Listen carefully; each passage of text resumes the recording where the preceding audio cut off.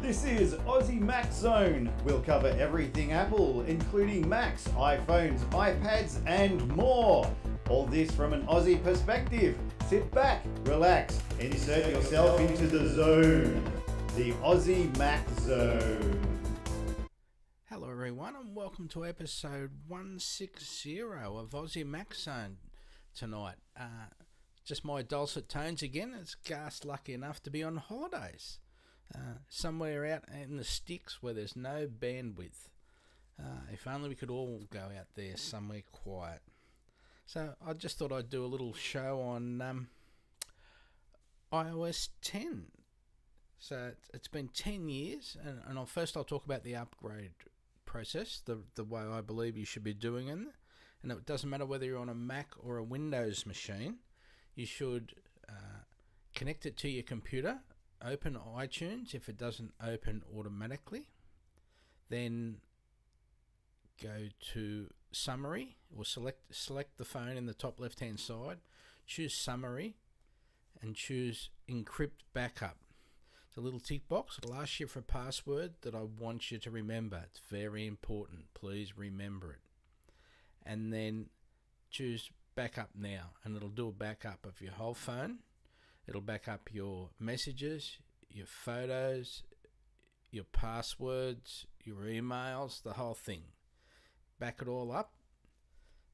And once that's done, then you can choose the upgrade path from your computer, because that's generally faster than doing it on your phone, because it downloads the update to your computer, then puts it onto your phone, as opposed to doing it all on the phone, which there may not even be enough room on it for a lot of people on the phone. But just connecting it that way and doing it through the computer smooths things out and gives you a lot of room.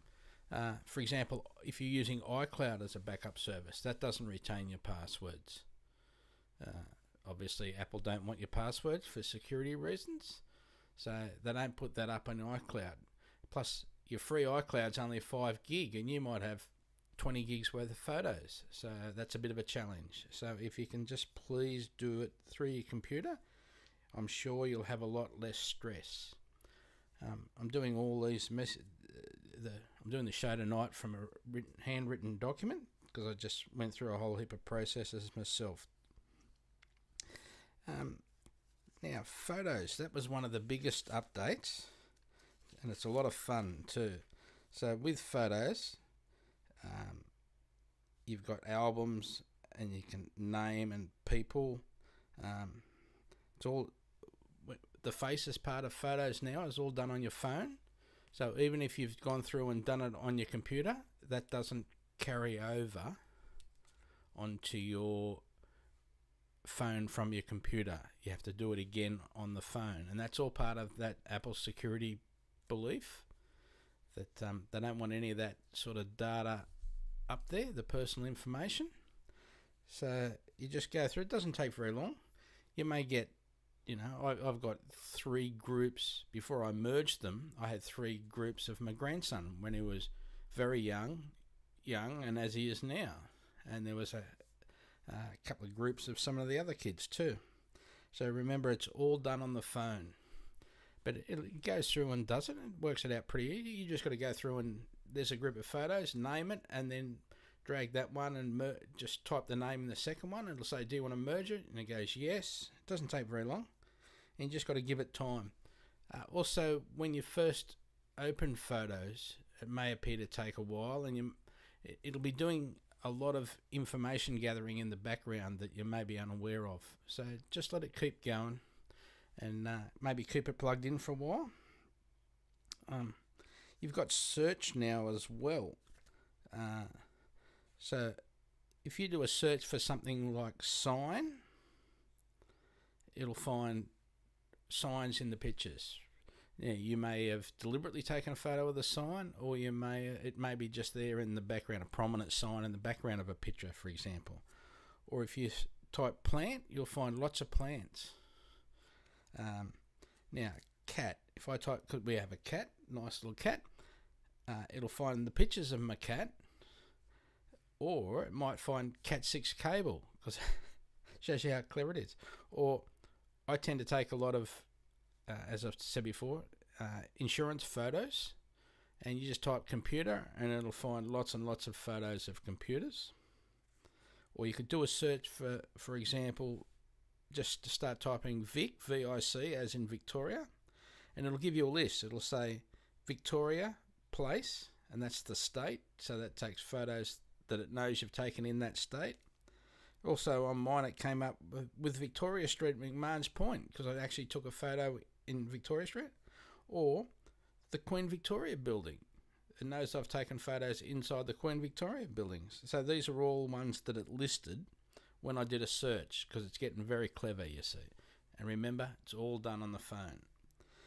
That's a significant difference between Apple's thought process and Google's thought process, where it's all done at Google and then give you the information back. But they have a lot of information on you. Some people like it, some people aren't worried. Another interesting one, a selection in photos, is memories. Now it'll give you, say, best of 2015, but it's just sort of a total random selection of those photos from that year. It'll show the pictures of our grandson and some of our trip, and a picture of a PowerPoint that I took a picture of for work, of course. So weird things like that happen. So photos, it's a lot of fun, and you've just got to be a bit patient with it in the first place. And if you want to do the faces part, go in and help it just in that first step, and it'll learn from there. Another good thing, maps. Now, maps, we all know the stories that maps had in the first place. And so there's been some big improvements and a pretty good redesign as well. It appears to be much cleaner. So you can type in, I live in Sydney, so if we want to go to St Albans for a trip, we can type St Albans in. It'll give me the temperature and weather down the little bottom right hand side of the map screen of the destination of St Albans, or even if it's somewhere in Victoria, it'll give me the weather, the temperature and the weather are there. It will give you some information about the town St Albans if you give it time. It takes a little bit longer to get that, but yes, it's there. It tells me it's a little historic village. It gives me the different routes there what we're used to, but it also now has the expected time of arrival, how long we've got to go till we get there, and what the distance is till we get there. Just all on the bottom of the screen now, a bit clearer, a bit bigger text, so it's and still gives us our right turns and our left turns and all nicely. I still haven't found any errors recently in the maps, and also when you're looking at the map, there's a lot more information about shops, food outlets, beauty salons, all that sort of doctors, lots and lots of more information on the map when you're doing your original search, so you can go from there. But it's interesting about the weather of the destination, and it's also, it'll tell you of if it thinks there's a faster way to get to the destination because there's an accident, bad traffic, all that sort of stuff. It'll just come up and say, I think we need to reroute around here, and it'll do it. Or if you believe you know a better way, you can turn left and it'll still keep working out the information as you're driving along, taking those back streets. That's just another way of doing it. What's another one? The biggest one. Probably the biggest change of all in iOS 10 is messages. Messages. So we all know how much it's used. They get billions of messages every day. Billions. So now there's lots and lots of different ways to use messages, all from within your Messages app there. So you can just type out I love you and send it to your wife. You can scribble I love you, send it to your wife. You can do all these fancy things like heartbeats, broken hearts, what do they call it? Fireworks, all these sort of background actions. You can have lots of stickers, even to the point where you can have old Mac, the old Mac smiley face logo that we used to have way back at the first Macs. Star Wars stickers. There's ones where you can have a photo and then put a sticker on the photo that you've taken. You can take photos directly from within the Messages app and then do things to those photos. The Messages has got its own app store. These are all reached by, on that, where you'd normally type your message, there's a little arrow to the left of that. If you click on that, then you can see that you've got 4 dots and you've got, you've also got like the App Store logo, that A made up of pencils. You can click on there to go and see what you've got. When you're taking a photo, you click on the photo part in the message, and it'll say, do you want to choose one of these recent photos, or it'll let you actually take a photo directly from in it. So you've got a little part of your screen there that's the camera. There's a little white dot like the home button dot, and you just click on that to take the photo, not using the home button like you normally would to take a photo. That closes the app. You just got to use that little white button on the screen. It's been opened up to lots and lots of app developers, and I think on the first day there was something like 1,650 apps to go in the Messenger store. Now, admittedly, a lot of those were stickers, but there's other things that you can use, all within the Messages app. You can scribble out things, you can animate them.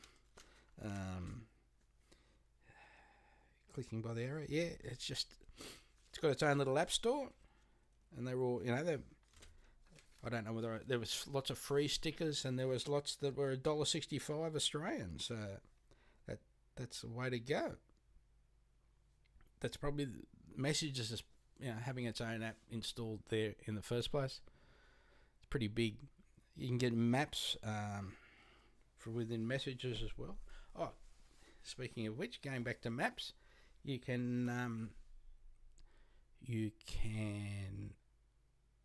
order heaps of things from within Maps now. You can go like order pizza or order a lift car and that sort of thing. So sooner, I wish, the taxi industry can complain about Uber as much as you like, but why isn't the taxi industry on that app? On the Maps app now, and within Messages and that sort of stuff.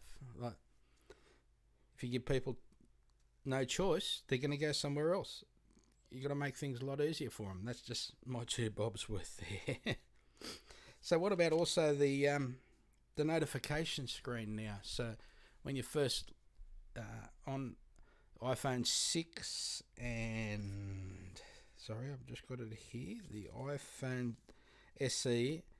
And the 6S and the 6S Plus, because they've got the co-processor in them, you've got lift to turn on, where you just lift it up and it starts to show your screen. Now you've got to understand, people can see your messages there. So if that's what you don't mind, people can read your messages easily. Now that they're on that notification screen, the unlock screen, or the lock screen if you want to call it that. But from there, you can look at a message, you can swipe just to the left, right to left. There's a view button, there's a reply button. You can go in and start getting into it, just like that. Your reminders are there, you can swipe and say that I've done that job. But if you swipe on that same screen, when you're there, you can swipe left to right. Then you get your news and your weather widgets, and right down the bottom of that screen there's an edit button, and that's where you choose what you want on that notification screen. So whether you want news, weather, reminders. There's lots of apps that can actually get access to it now if they choose to write it there. It's one of those things, the longer people are using it and the more people will write apps to go in there. It's just a really quick way of, say, doing your reminders. My things list is in there, things to do. I can just quickly go in, go tap, tap, tap, or see what I'm supposed to be doing for the day if I'm not being very productive. Or from the lock screen with notifications and widgets. You can also now, if you swipe, left to right, that will give us the camera straight away. No having to find a button or anything. You just, there it is, swipe, and you got your camera. Really quick. Then you can choose video or whatever. Speaking of camera, they released, for people that are still on the public beta, today that I'm doing this, which is the 26th, they released iOS 10.1 or 10.0.1. I'm sorry, I'm a bit shocked about which number it is now. But it has a beta version of the new portrait mode. So people that are on the public beta and got their new Windows phone, they can use the new portrait app. Now, it is a beta, so it may not be perfect yet, but it's there for you to start fiddling with and enjoying the pictures that you can get from it. Anyone that would like to take a photo and send it to me, Michael at aussiemaczone.com.au. I can chuck them up on the web if you'd like, on our page. Or those that are in our Facebook group, you can post them yourselves on that page and say, here it is, really quick. I've beaten it to you, Michael, which I deserve. More and more developers are getting behind 3D touch. So, you can just see a message, leave it on there, or mail. You can get different mail screens from just how you touch that screen. The message gives you different choices about what you can do with it now, too. It's great. And because it's been basically a year now that we've had this 3D touch screen, and now it's on another one. So now we've got two phones instead of one phone that it was on, one model. Now we've got two models. More and more developers will start to understand and appreciate it, as the users will start to understand and appreciate it. So that's one of those time-consuming things that everyone slowly gets used to. But if you tried it before and didn't think much of it, just try giving some of those messages and buttons you see now a slightly longer tap, because you might be surprised about what they can do now. Some of those apps have changed that much. So, it's been 10 years since iOS 10 was here. So, as you do the backup, as I said, just please do an encrypted backup. Just go through the process slowly. Grab a cup of coffee, because it does take a while. Do the encrypted backup. Then get your new phone and get it set up and working, and make sure you're happy with it, and then do a restore from backup, and you'll be much happier. I'm sure the process will work really well for you. Get into messages. Messages is one of the things that you're going to have to spend time to learn how to enjoy. You've got to find someone else that's got an iOS 10 phone. Otherwise, it just says, message with blast, as opposed to actually showing this blast happening on the screen, for example.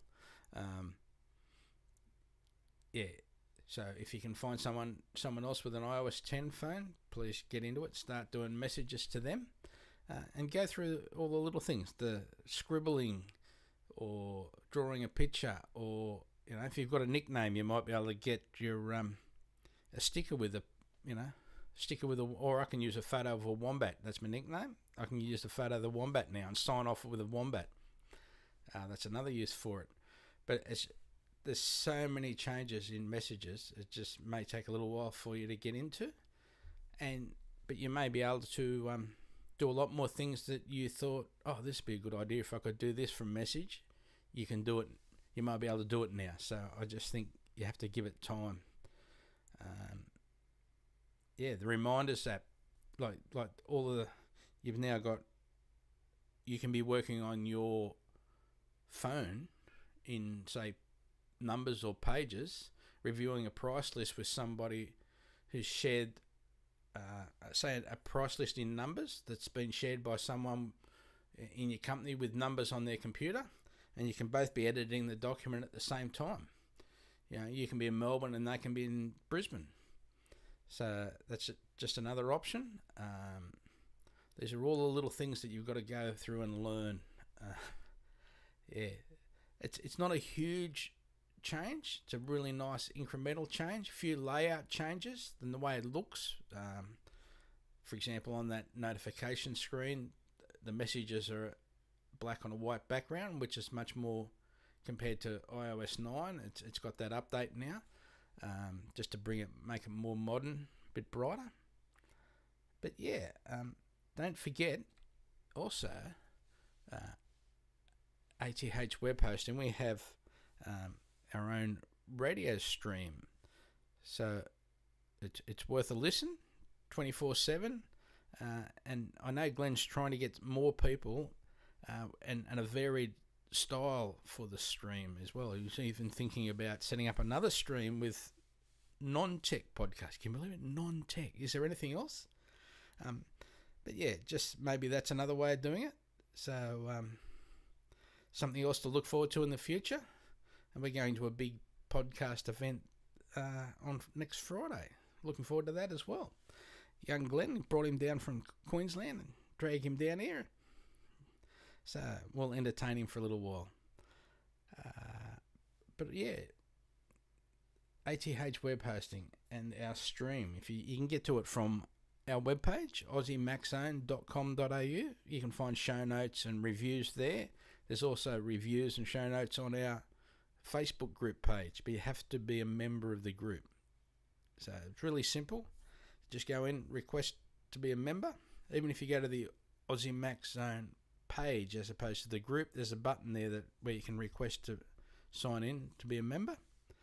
And the reason, it's a closed group, just to stop anyone dropping crap all over it and filling up the stream.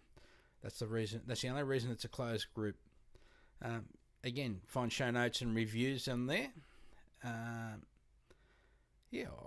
run out of things to say. I'm quite happy to take any questions anyone's got. If they'd like to shoot me a question, and I will then give you an answer as best as I can. Whether that's on email, Facebook, the Facebook group, and